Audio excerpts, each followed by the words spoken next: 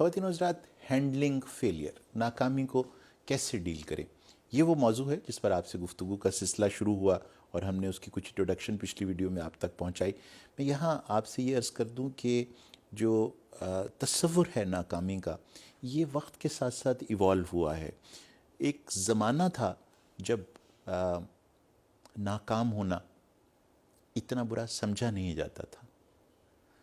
یوں سمجھ لیجئے کہ جس وقت بدھا اپنے گھر سے نکل گئے اور انہوں نے اپنے تخت کو چھوڑ دیا، انہوں نے اپنے گھر کو چھوڑ دیا، اپنی بیوی اور بچے کو، نومولود بچے کو چھوڑ دیا، تو ان کو کسی نے یہ نہیں کہا کہ وہ ناکام شوہر ہیں، وہ ناکام اولاد ہیں، وہ ناکام بادشاہ ہیں، وہ ایک ناکام انسان ہیں۔ وہ جو لیبلنگ ہے نا، یہ جو ناکامی کی، یہ اس زمانے میں ایوالو نہیں ہوئی تھی، اور کامیابی کے وہ پیمانے بھی نہیں تھے جو پیمانے آج کل موجود ہیں۔ اب دیکھنے میں، بادی و نظر میں اگر آپ بدھا کو دیکھیں تو وہ آج کی ڈیفینیشن جو ناکامی کی ہے، اس میں ایک ناکام انسان ہے، لیکن جیسے ہی وہ ایک درخت کے نیچے بیٹھ کے انلائٹنڈ ہوتا ہے تو وہ آنے والے تمام زمانوں کے لیے انسانی سوچ پر گہرے اثرات مرتب کرنے والا ایک شخص بن جاتا ہے۔ تو آپ نے دیکھا کہ جس سے بادی و نظر میں عام خیال میں ناکامی کہا گیا تھا، اس کے نتیجے میں کیا کامیابی پیدا ہوئی۔ خود میں نے اور آپ نے ببلیکل کہانیاں جو سن رکھی ہیں، جو بہت سارے قصے ہم نے سن رکھے ہیں، جو اللہ کی کتابوں میں بہت سارے قصے بیان کیے گئے ہیں میری اور آپ کی رہنمائی کے لیے، ان کے اندر جتنے بھی پیغمبر اللہ کے جید گزرے ہیں، سب کے سب ان کے قصے ناکامیوں کے قصے ہیں۔ وہ دھوکے اور فریب کا شکار ہونے والے اللہ کے یہ بندے تھے، جن کو مختلف حالات و واقعات میں کامیابیاں نہیں حاصل ہوئیں۔ لیکن اب جو بات خاص ہے ان تمام واقعات میں، یہ ہے کہ اپنی ان ناکامیوں کو، اپنے ان امتحانوں کو کیسے ہینڈل کیا انہوں نے، اس کی ضرورت کیوں ہوئی۔ رب کو کیا پڑا تھا کہ وہ ہمیں یہ قصے سناتا اور بتاتا؟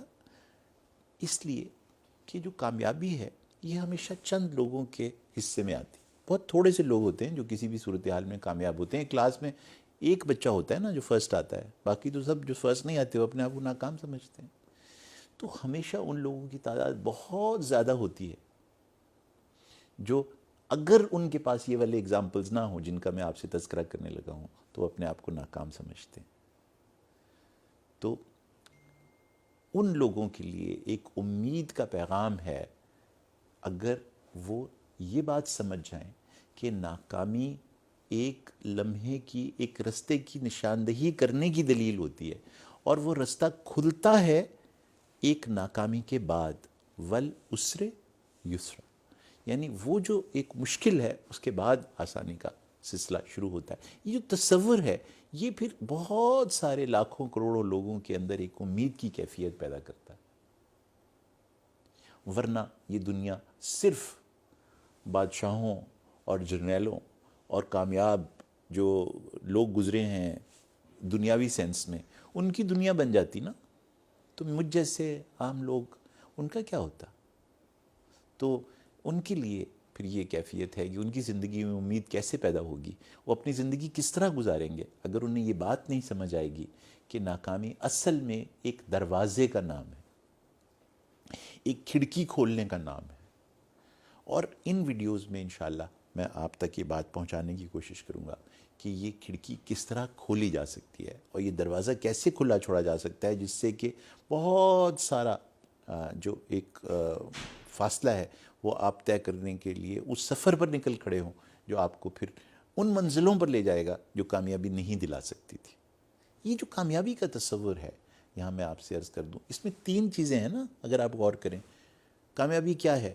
بہت زیادہ پیسوں کا آ جانا، بہت زیادہ شہرت حاصل ہو جانا، اور کوئی فتح حاصل کر لینا ہے، گلوری حاصل کر لینا۔ یہ ہے نا 3 چیزیں جنہیں ہم کامیابی سمجھتے ہیں۔ تو آپ غور کریں نا، یہ کس قدر اس کے اندر ایک جنگ کا تصور ہے نا، جیسے زندگی ایک جنگ ہے جو ہم لڑ رہے ہیں.